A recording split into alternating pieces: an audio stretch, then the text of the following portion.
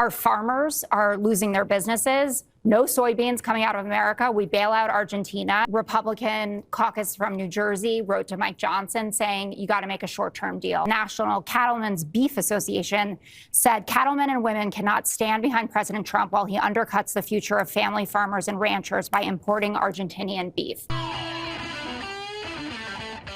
I have a few clips for us of Jessica Tarlov on Fox News The 5 shutting down her MAGA co-host on this government shutdown and the overall failed Trump administration. So leave us a like on the video if you can. It helps us out a ton. We're trying to get to 30,000 subscribers, and let's get right to the content. We are in the midst of a government shutdown.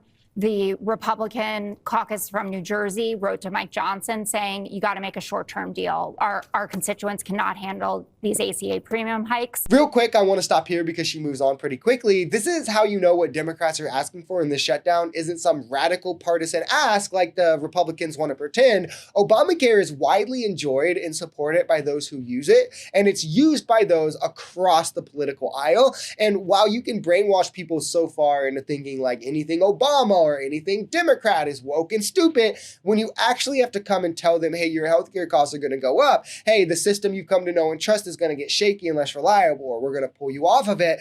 Well, then they start to care because they realize the real world effects that's going to have on them. And this is why Republicans are getting booed at town halls and why Trump is losing support and is underwater in any poll you look at. Our farmers are losing their businesses. No soybeans coming out of America. We bail out Argentina, and then Argentina gets the contract. That's what those texts, remember, with Scott Besson and Brooke Rollins.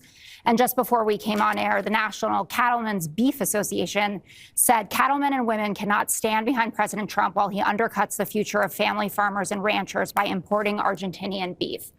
Those are the stories of what is happening in America today. That is how Donald Trump's administration is hurting everyday Americans, most of whom voted for him. Right, guys, it's so American first to bail out Argentina because libertarianism and small government principles have been a demonstrable failure there and plummeted every metric objectively. So now you have to try and save them and spare them and help them at least tread water because you want to try the same destruction here because we can replace that with privatization, which then lines your pockets. We've covered numerous times the farmers and the way that Trump is like decimating the agriculture industry from labor to markets with his tariffs. We've covered his 3 or 4 months in a row of job loss in the manufacturing sector due to his tariffs. These are sectors that make up a large portion of the middle class, being thrown aside for Trump by some flimsy economic theory that's been a drastic failure as he simultaneously pulls them off of healthcare, takes away their food stamps, and defunds their schools, and of course, gives all of their money to rich guys for their tax cuts. Now, he's using this government shutdown to also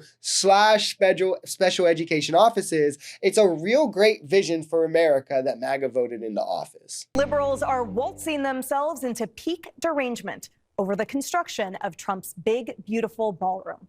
Hillary Clinton said, quote, "It's not his house, it's your house, and he's destroying it." Gavin Newsom twirled in next, saying, quote, "Ripping apart the White House just like he's ripping apart the Constitution." And Elizabeth Warren sent up a smoke signal.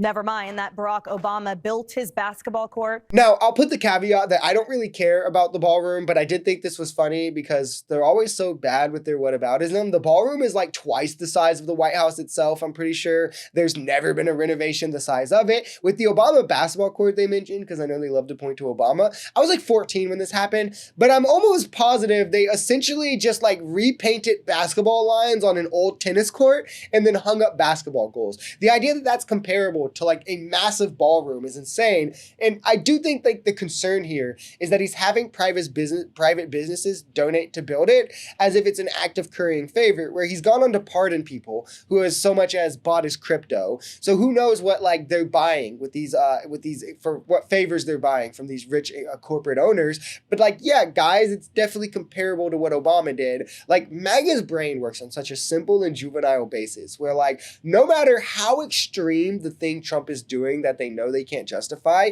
and no matter how mundane the example they point to try and justify it, to them it's like if they can just find something even vaguely connected to the act that Trump is doing, but being done by a Democrat, they feel like it absolves them of any accountability. It's an odd phenomena, right? Like with the Epstein list, we're already seeing this cope, right? It's Bill Clinton, Bill Clinton, Bill Clinton.